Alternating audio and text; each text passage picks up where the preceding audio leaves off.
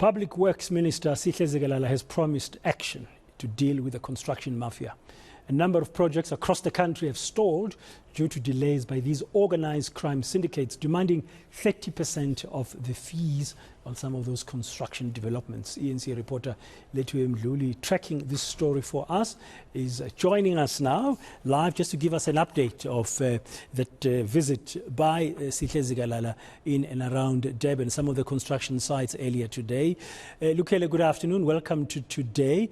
So what has the minister seen or said about these mafias? Well, but then it's a huge problem here in KwaZulu-Natal, but overall in South Africa as well. The minister has shared that over 700 people have been arrested for delaying projects or threatening workers who are working in government construction sites. And we do understand that there's over 138 cases of extortion that have been opened and are being investigated by the police so far regarding these construction mafias.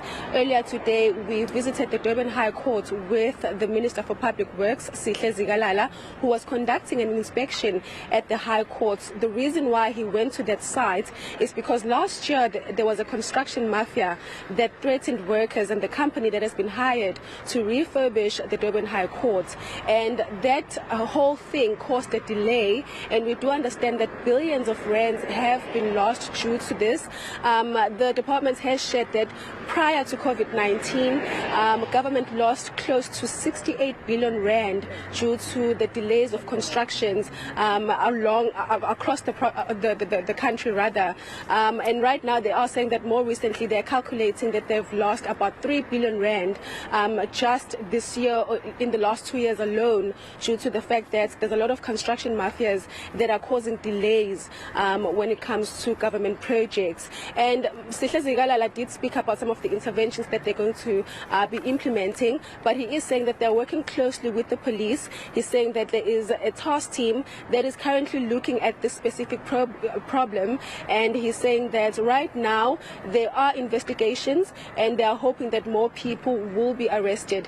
Like I said, but then over 700 people have been arrested across the country, and the department is expecting for more people to be arrested and more investigations to continue to try and curb this issue. But when we spoke to the minister a bit earlier on, this is what he had to say. It has been delayed because of these construction mafias. As the department, we are worried about this, but we are determined and thank the police that they are now paying attention to this trend where there are people who goes around disrupting government projects, extorting money from project leaders. We will not allow South Africa to be turned into some kind of a banana republic by criminals who would want to run this country amok.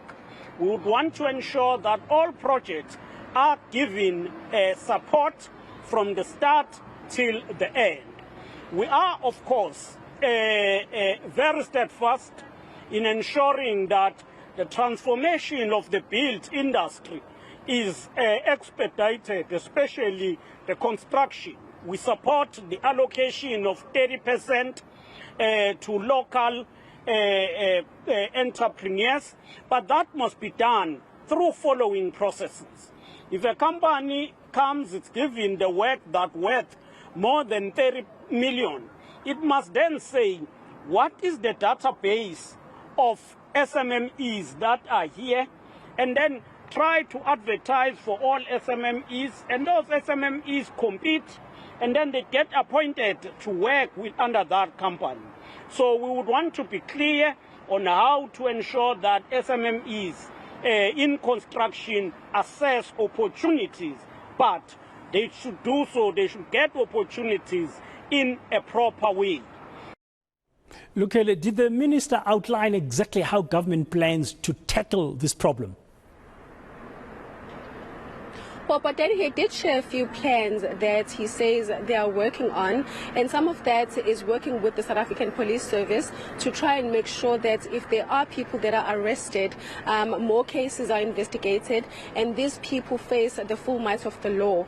Other than that, he is saying that within the South African Police Service, there is a task team that is looking into these specific cases, because every year they're seeing a growth in numbers of construction mafias putting a stoppage to construction sites and causing a major delays, and of course that is also contributing to the loss in our economy. So he is saying that as government, these are some of the plans that they have, and he's also saying that if SMMEs want to be part of these projects, he is encouraging them to rather follow due processes instead of threatening projects and taking violence.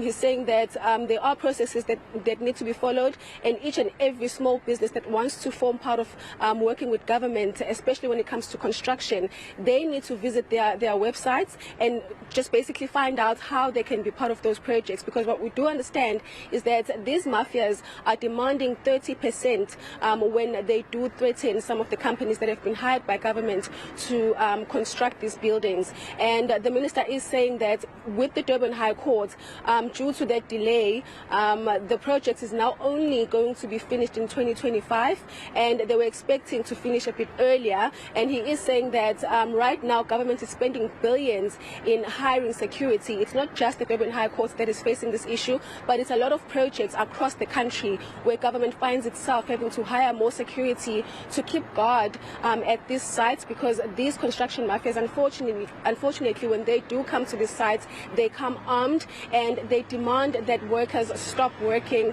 And it's a loss for the country, it's a loss for our economy, and also it's a delay for these buildings that government is trying to refurbish and also build. So when we asked him about the interventions a bit earlier on, this is what he had to say. One of the things that we are doing now as the department, we are continuing to build internal capacity in as far as design, architecture, in as far as project managers. We would want public works to have those skills so that we are able to outsource construction, but all of these professional services should be in-house so that we expedite the design, preparation, and all processes that are at a stage of preparation and packaging of project. Once again, we thank you. We hope that from now onward, this project will continue without any delay and any frustration.